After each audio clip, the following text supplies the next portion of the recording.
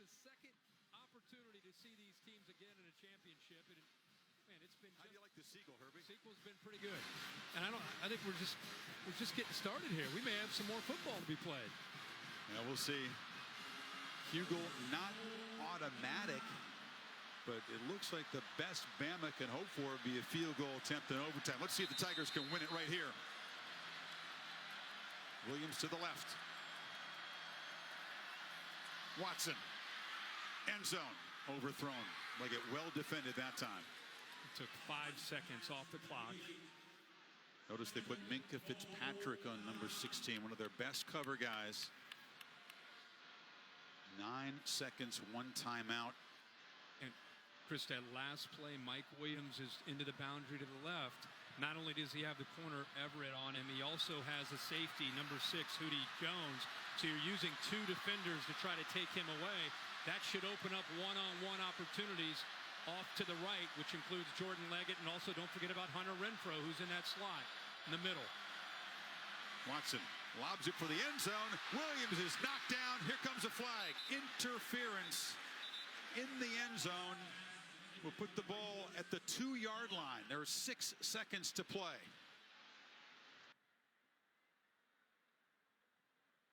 Force Mike Williams back to the inside, but then just grabs a hold of him. Everett pushes him.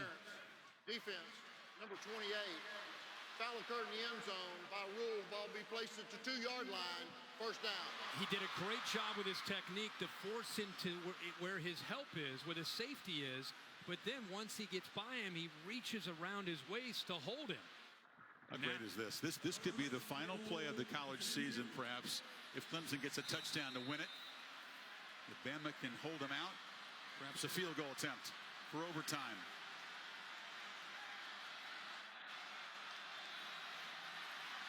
Watson, touchdown!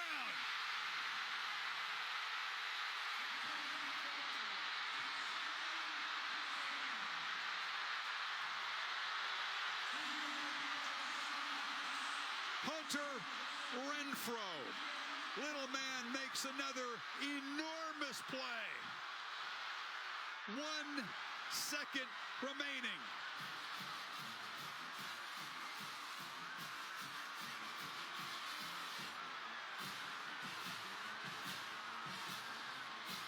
The slot receiver, former walk-on, in back-to-back championship games has made 2 touchdown receptions against Alabama.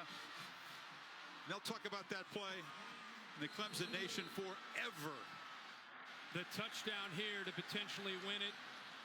The 2 for the night, 2 last year, and maybe the best tackle that he's ever had in his life after Ryan Anderson had a sack and a fumble recovery for potential touchdown. Great point. Early in the game, he did save a scoop and score touchdown, and then did what he does best, go down and make clutch catches. Offside defense jumped into the neutral zone, causing the offense to react. Half the distance. Decline. The penalties decline. We'll have the try. The 10th reception of this game for Renfrow. 17 in the last 2 championship games for a guy who's been told by a lot of people for a long time, too small to play this game at the highest level. Take that. Hugel makes it a 4-point lead. They used a pick earlier, or a screen, and they go to it again. You know Bama's going to play man-to-man. Scott is going to work here. Renfrow is going to work there. And Tony Brown is the guy who gets caught up in the traffic as he ends up going to the outside. Right there. Man-to-man. That's the way you attack man-to-man. With a man beater, they roll him to the right. And how fitting for Deshaun Watson, after everything he has meant to this program, throws a game-winning touchdown to Hunter Renfrow. Once again, one of those pick/rub plays. It'll be very controversial. And Dabo Swinney tackled by his staff. The Alabama graduate a second away from completing Clemson's climb to the top of the sport. And Deshaun Watson caps a spectacular career for the championship.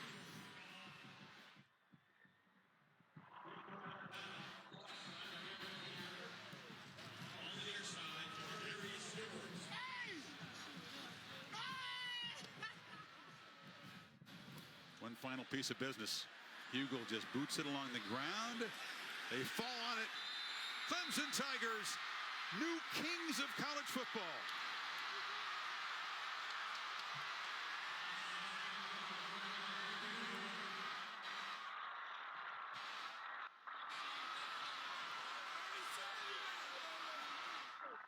Fox still has a second on it, by the way. Let's clear up the confusion before we make it official.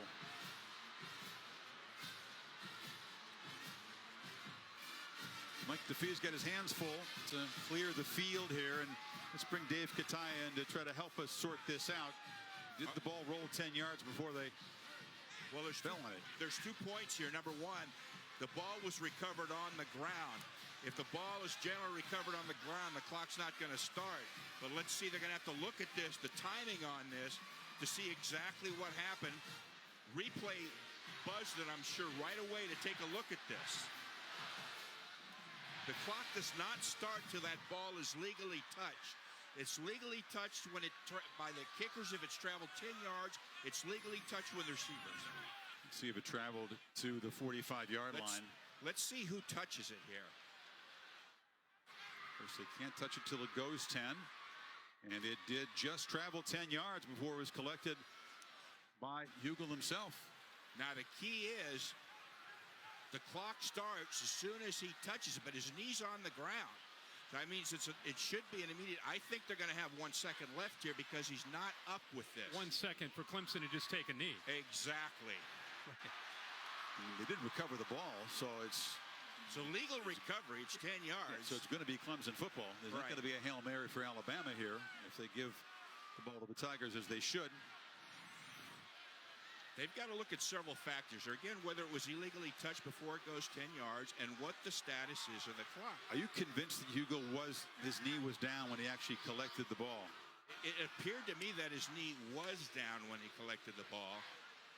The key is they're going to have to look and see exactly when that ball's touched relative to the knee being down and exactly where the ball was recovered. I didn't see a kicker touch it till it traveled 10 yards, which makes it legal. One more look at where was Hugel when he got the ball. It looks like the knee is down. But it's a moot point. They're going to go out there and take a snap and take a knee. Exactly. And in Clemson, by scoring 21 points in the fourth quarter against an Alabama defense that had allowed 32 all season in the fourth quarter, is going to win the championship. Can't say enough about this Clemson team and what they faced early in the game. Down 14-0. Their leader, the guy that they believe in, Deshaun Watson, was rattled at that point in the game. The game looked like there were many people probably watching thought, wow, this Alabama defense is going to get Deshaun Watson this time. They were hitting him hard and often, rattling his cage. 15-yard penalty. They were out to intimidate him, and it worked. But Clemson deserves credit for settling into the game, making adjustments, and Deshaun Watson ends up fighting back, throwing again for over 400 yards. Last year 400, this year 400. We thought, how can you top the 405 yards with 4 touchdowns? Well, by throwing for 420, 36 of 56, and 3 more touchdowns. Also, of course, running for a touchdown, avoiding any interceptions. After reviewing the play, the kickers legally possessed the ball beyond 10 yards. The ball belongs to Clemson with 1 second on the clock at the 46-yard line. That's fitting, Kirk. Send Deshaun Watson out in victory formation. Let him end this championship game and his career with a kneel down, huh? Absolutely. Keep that football and put it in his trophy case. He has meant so much to the Clemson program, so much to college football. Talk about a guy that has done it the right way, graduated in 3 years, led this team the last 3 years to heights they've never been for Dabo Swinney. Dabo will beat his alma mater, and Clemson will beat Bama for the first time in 40,619 days, going back to 1905. Official. Punctuation. Clemson dethrones and avenges Alabama.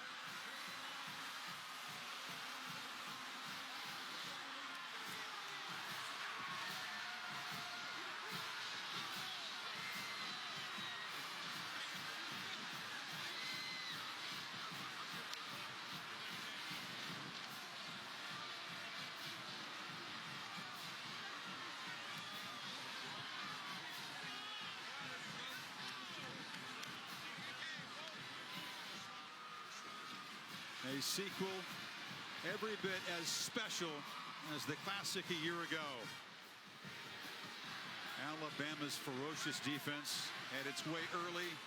Deshaun Watson and the Tigers had the final word with a spectacular fourth quarter. Just a great game. Both teams left it out there, played well. You know, Clemson